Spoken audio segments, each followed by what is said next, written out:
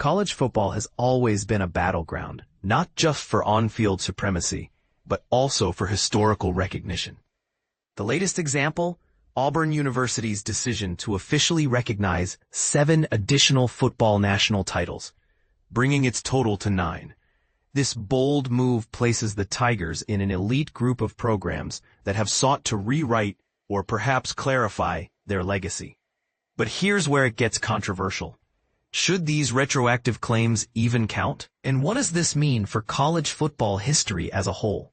Auburn fans are already familiar with the 1957 and 2010 championship teams. In 1957, the Associated Press crowned Auburn as the nation's top team, while the 2010 squad famously won the Bowl Championship Series, BCS, title behind Heisman Trophy winner Cam Newton. Speaking of Newton, his impact on Auburn football will be immortalized further when the school retires his jersey number 2, during their game against Georgia on October 11th. Newton joins legendary figures like Terry Beasley, Pat Sullivan, and Bo Jackson as the only players in Auburn history to receive such an honor. But now Auburn is expanding its list of champions to include teams from decades past, some long before modern rankings existed.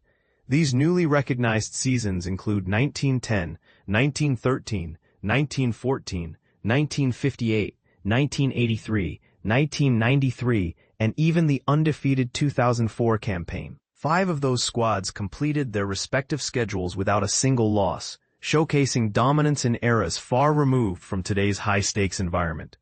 The NCAA record book acknowledges 3 of these teams, 1913, 1983, and 1993, as having earned national championships through selectors recognized by the governing body. So why did Auburn wait so long to make this change? Athletic Director John Cohen explained that the university had traditionally taken a modest approach to celebrating its achievements, focusing solely on AP-recognized titles. However, times have changed. Starting this fall, Cohen said, "We've decided to celebrate the accomplishments of our remarkable student-athletes, coaches, and teams throughout Auburn's proud history." This shift aligns Auburn with other major programs, including bitter rival Alabama, which proudly boasts 18 claimed national championships. Speaking of Alabama, the Crimson Tide's claim to fame includes numerous titles, awarded retrospectively or based on media polls. Their audacity to lay claim to such a vast number of championships has sparked debate among fans and analysts alike. Is there validity to these assertions, or are they simply part of college football folklore? Even Central Florida, UCF, jumped into the fray in 2017, declaring itself national champion after finishing unbeaten despite being excluded from the college football playoff. That same year, UCF defeated Auburn, who had beaten eventual playoff winner Alabama earlier in the season, in a thrilling Peach Bowl matchup. For context, let's look at how national champions were determined back in the day. Before the Associated Press began naming champions in 1936 and the coaches poll followed suit in 1950, historians and computer models often retroactively assign titles based on performance metrics. While some might dismiss these claims as arbitrary, others argue that they provide valuable insight into the sport's rich tapestry. Auburn certainly has compelling cases for several of its modern-era teams. Take the 1983 squad, for instance. They finished 11-1, but ended up 3rd in the final AP poll, after Miami upset Nebraska in the Orange Bowl, a result that vaulted both teams above the Tigers.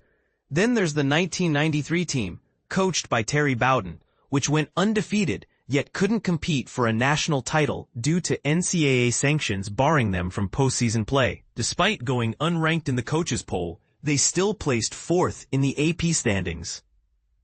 Perhaps no snub stings quite like the one suffered by the 2004 Auburn team. Led by Tommy Tuberville, the Tigers went undefeated but found themselves shut out of the BCS championship game because USC and Oklahoma also posted perfect records. Ultimately, Auburn settled for 2nd place nationally, but humorously accepted an unofficial championship nod from Golf Digest after Tuberville joked about accepting accolades from anyone willing to give them credit. By embracing these historic accomplishments, Auburn isn't just bolstering its trophy case. It's joining a broader conversation about tradition, identity, and bragging rights in college football. What do you think? Should schools be allowed to retroactively claim championships, or does this dilute the significance of modern-day titles? Let us know your thoughts, and don't hold back.